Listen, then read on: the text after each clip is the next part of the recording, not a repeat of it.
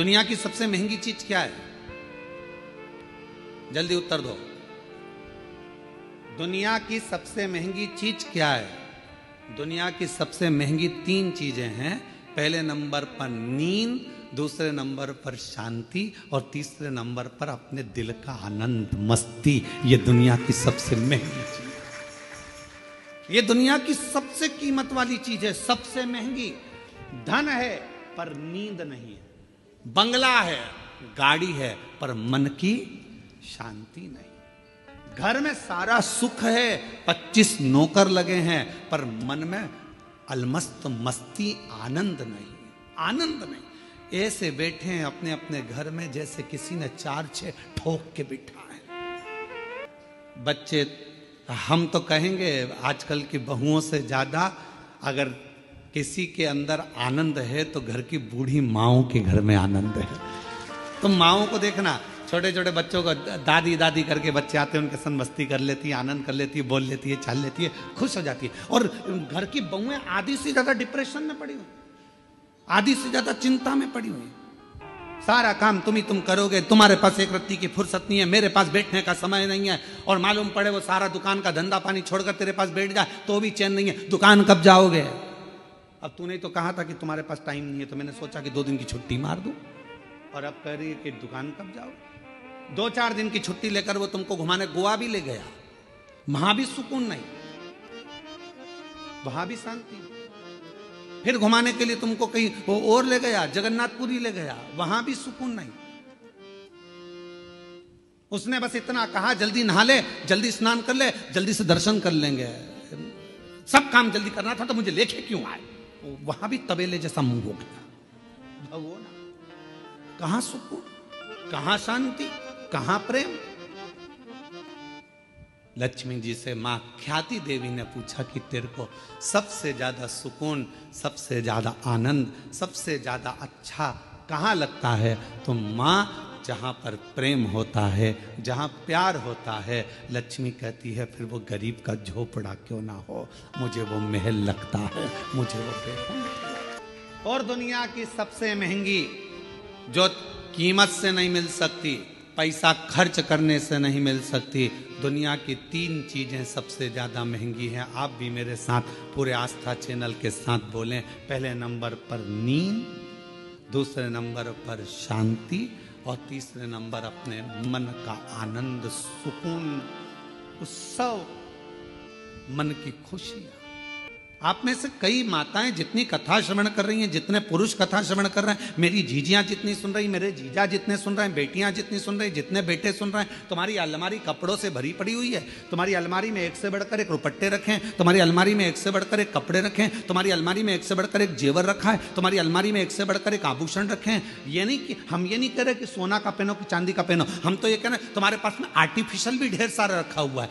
पति कुछ ना कुछ लेकर आता है, दे जाता है, तुम्हारे पास एक से बढ़कर एक वस्त्र रखे, पर ना जाने तुम्हारी सोच कैसी हो गई है कि अगर कहीं जाना भी है ना तो 50 बार मन में आलसी आ जाती, क्या करूंगी जाकर, क्या करना, तुम चले जाओ ना। रिश्तेदार के यहाँ, नातेदार के यहाँ पहले उमंग होती थी, खुशियां होती थी, रिश्तेदार के यहाँ कार्यक्रम आया, जाऊंगी, अच्छे कपड़े पहनूंगी, 4 जोड़ कपड़े लेकर जाती थी, एक से बढ़कर एक ज्वेलरी लेकर जाती थी, तैयार होती थी, श्रृंगार करती थी, अपने आप को सजाती थी। और जिस व्यक्ति ने अपने आप को सजाना प्रारंभ कर दिया, उस व्यक्ति ने परमात्मा को सजाना प्रारंभ कर दिया।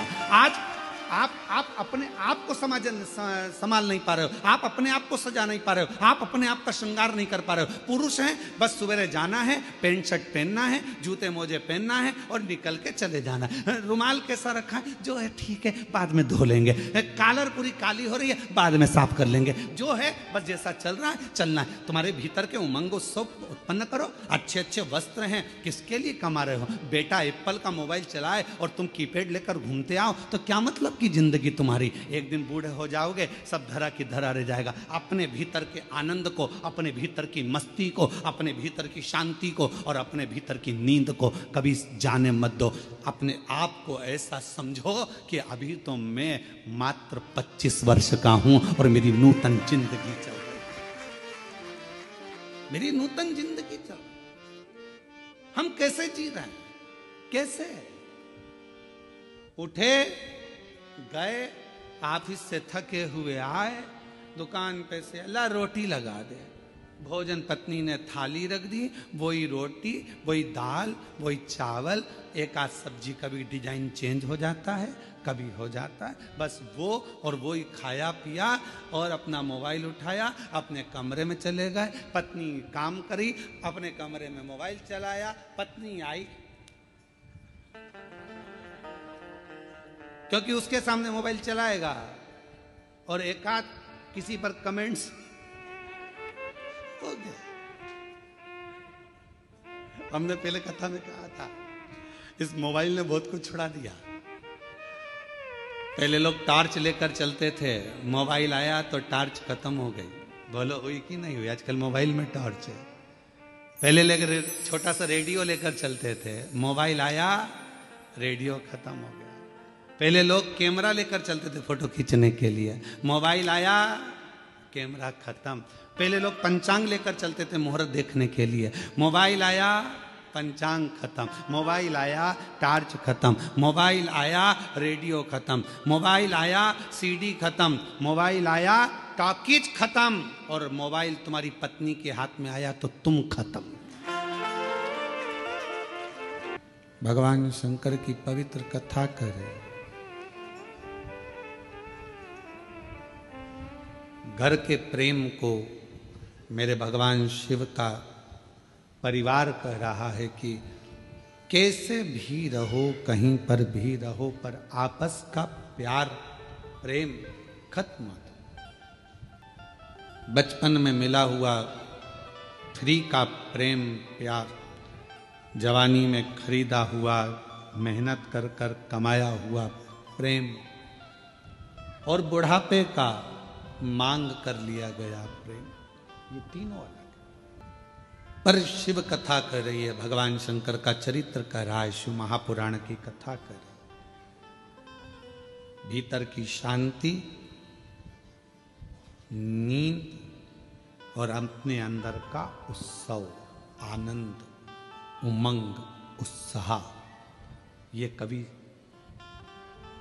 कहीं प्राप्त नहीं होगा। ये अपने अंदर से आपको लाना पड़ेगा, लाना। कई मेरी जीजियों को बड़ा इस प्रेम रहता है, स्नेह रहता है, शौक रहता है तैयार होने का भी, श्रृंगार करने का भी। कई बच्चों को, लड़के हैं उनको, कई बेटों को, कई मेरे जीजा उनको बड़ा रहता है कि अच्छे वस्त्र पहनना, अच्छे से रहना। ये आप यदि अपना श्रृंगार करना सीख गए हो तो तुम परमात्मा का भी श्रृंगार करना सीख। आज हम अपना भी श्रृंगार नहीं कर पा रहे, उत्साह ही नहीं है, भीतर उमंग ही नहीं है, सब समाप्त हो गई। कितना सुंदर कहा है। एक व्यक्ति ने पूछा कि क्यों गुरुजी, क्या भगवान के मंदिर जाना है तो कोई वस्त्र बदल कर जाना पड़ता है? परमात्मा के मंदिर जाने के लिए बाहर का जो वस्त्र है ये बदले ना बदले, पर शिव महापुराण की कथा कहती है अपने भीतर के अहंकार को त्याग कर, अपने भीतर की तृष्णा को त्याग कर, तब परमात्मा के नजदीक। हम बदल ही नहीं पा रहे। ऊपर के कपड़े तो हमने चेंज करे, वस्त्र बदले, पर हम परमात्मा के पास पहुंचकर भी हम श्रेष्ठ नहीं बने।